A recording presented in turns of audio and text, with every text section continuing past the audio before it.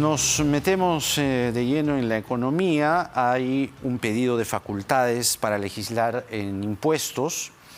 Hay un anuncio de sueldo mínimo por subir. ¿A cuántos cuántos se van a ver beneficiados con una medida así? Se ha subido el sueldo mínimo en Ecuador y Colombia. Y más de economía, que a usted le preocupa mucho. David Tuesta, exministro de Economía, con nosotros, y Mónica Muñoz Nájar, coordinadora de proyectos y políticas públicas en redes. Buenas noches a los dos, bienvenidos. Buenas noches. Buenas noches. Mónica, en primer lugar queríamos comenzar contigo para, primero, decíamos en la presentación que esto del sueldo mínimo, que es un tema que atrae, ¿no? Es llamativo, ¿no? Puede beneficiar, si acaso, a 3 de cada 10, ¿no? E incluso puede hacer, y confírmame esto si hay evidencia también, provocar que más gente pase de la formalidad a la informalidad. Sin embargo, Ecuador y Colombia acaban de anunciar aumentos en sueldos mínimos en ambos países. No sé si los niveles de informalidad son los mismos. ¿Qué te parece la medida que se ha propuesto? Sí, de acuerdo. Ahí, para empezar, tenemos que comentar que todo este anuncio del incremento del salario mínimo ha seguido el mismo proceso de señales poco claras de parte del gobierno, ¿no? Primero, el presidente anunció que se iba a subir el salario mínimo, luego se dijo que no se va a subir el salario mínimo, sino que se dio un bono a formales de 210 soles. Pero el anuncio ya viene, parece, con un monto, ¿no? En la mañana tú le preguntaste al ministro de Economía cuánto sería el monto, 1.000 soles sería el nuevo salario mínimo, y él señalaba eso, habrá que analizarlo.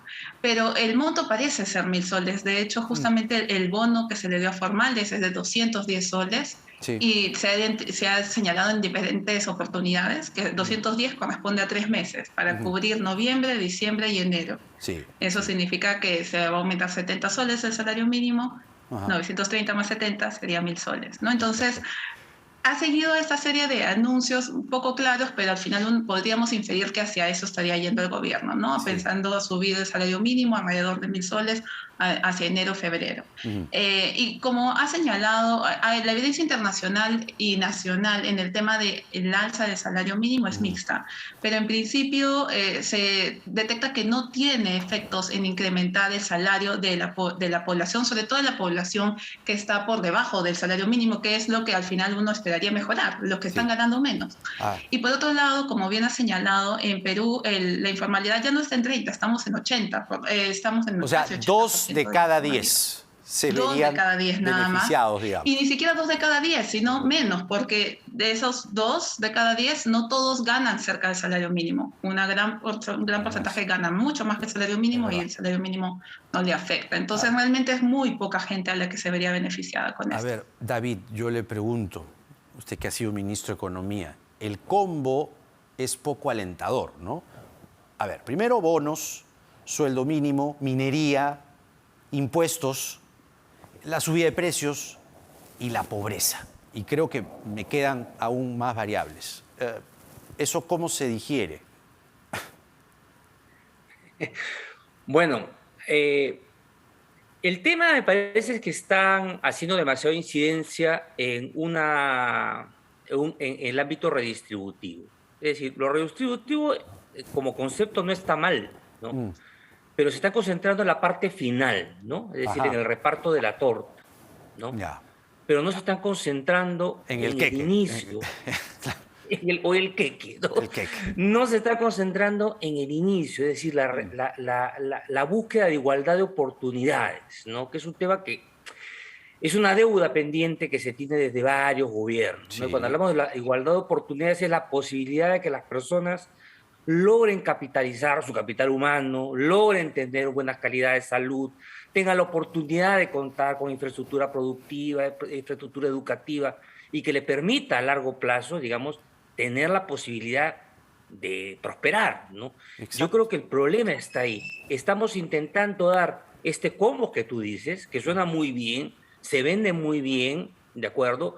Pero, por otro lado, ni siquiera tienes la intención de hacer crecer la torta, sino todos los mensajes son para que se reduzca la torta, ¿no? Sí. mensajes negativos, mensajes de quiebre institucional, se desalienta la inversión minera, se ponen de perfil ante los conflictos sociales, ¿no? Entonces, yo creo que está mal concebido el tema.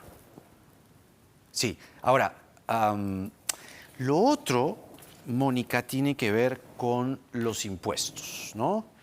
Los impuestos y la actividad minera, porque se concentra en el paquete legislativo para delegación de facultades que pide el gobierno, que aquellas personas naturales jurídicas que tengan ingresos por encima de determinada cantidad paguen más impuestos.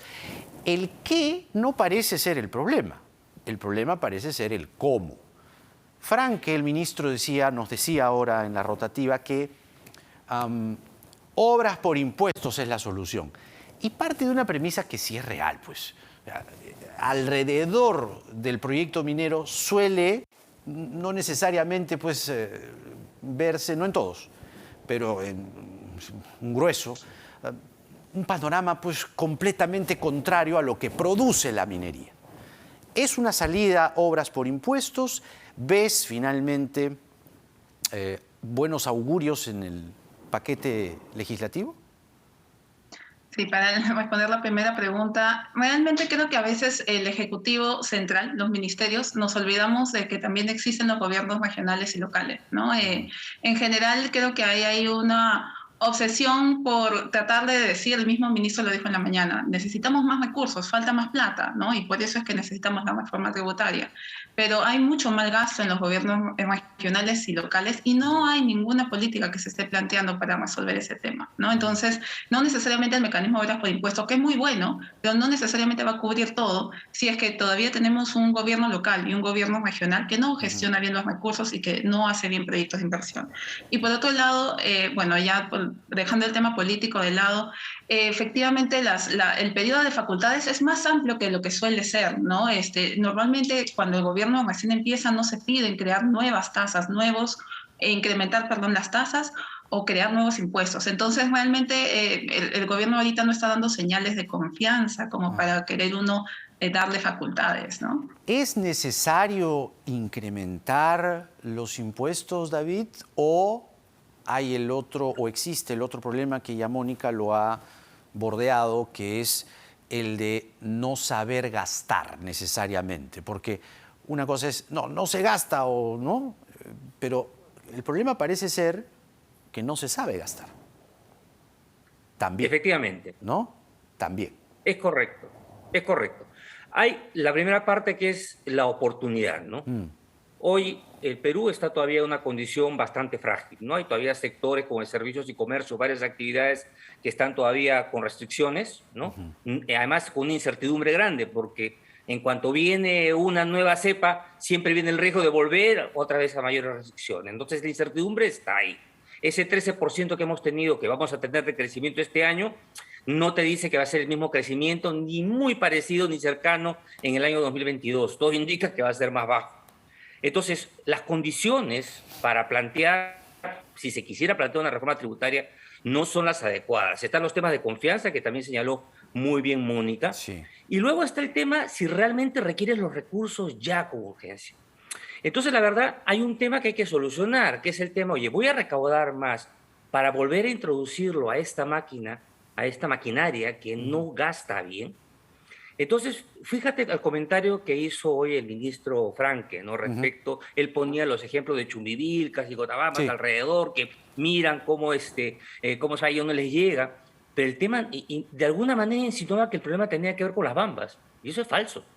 Acá el tema central es la distribución del canon, y la distribución del canon es la razón por la cual hay distritos, como por ejemplo San Marcos, que se llegan 600 millones al año, son 20.000 habitantes, y a cada uno pues le tocaría 30.000 soles. Claro. Entonces uno dice, oye, y fíjate que San Marcos se ejecuta el 50% de su presupuesto anualmente. Y yo digo luego, oye, y el día que San Marcos cubra todo, imagínense que cubra teóricamente todas sus brechas, y el dinero seguirá cayendo en San Marcos. Entonces hay un tema... Hay un problema de distribución clarísimo. Exactamente, no tiene que ver nada con la Bambas, es un tema del Estado. Y ahora quiere recaudar 1.200 más, que realmente es poco para todo lo que se va a perder probablemente en el contrafactual de que las inversiones mineras caigan y se retraigan como consecuencia de todo este acoso que hay tributario, conflictividad, etcétera. Entonces yo digo, caramba, o sea, es falso. Ese dinero no hay forma si no se cambia el uso de esos Claro, recursos. No hay forma que va a ir a Condabamba y Churibilcas, no va a ir. claro. Muy agradecido a ambos, Mónica Muñoz Nájar, David Tuesta, con nosotros, muy lúcido el análisis de ustedes. Hasta la próxima, muchas gracias. Sí, pues, y el panorama no es alentador, ¿no? Justamente consultábamos a David Tuesta todas las variables que tenemos al frente, ¿no? Tenemos las variables de la incertidumbre de los precios, tenemos las variables de este paquete de medidas tributarias que vamos a ver qué es lo que finalmente decide el Congreso de la República. Tenemos índices de pobreza mayores, tenemos, claro, Mónica ha actualizado el dato, no es ya 3 de cada 10 solo en la formalidad, 7 informales, ahora es 2 de cada 10, solo 2 formales, 8 informales, es decir, vamos incrementando la informalidad, si acaso 1.5, en esos niveles estamos hablando. Cifras de los vacunados, precisamente, hay que vacunarse. No le hagan caso a la congresista Margot Palacios, por favor. A ver, lo que dicen las cifras de las vacunaciones el día de hoy.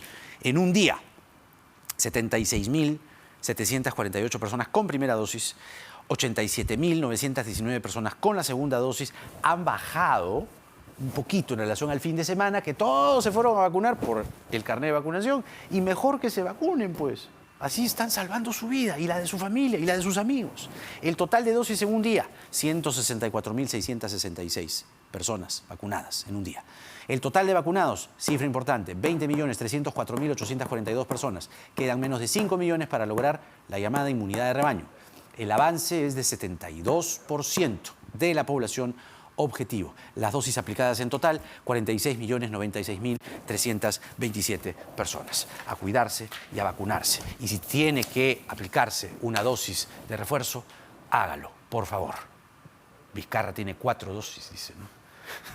Vizcarra se pasa. 4 dosis tiene. Porque en el Perú de hoy nada está dicho. Buenas noches.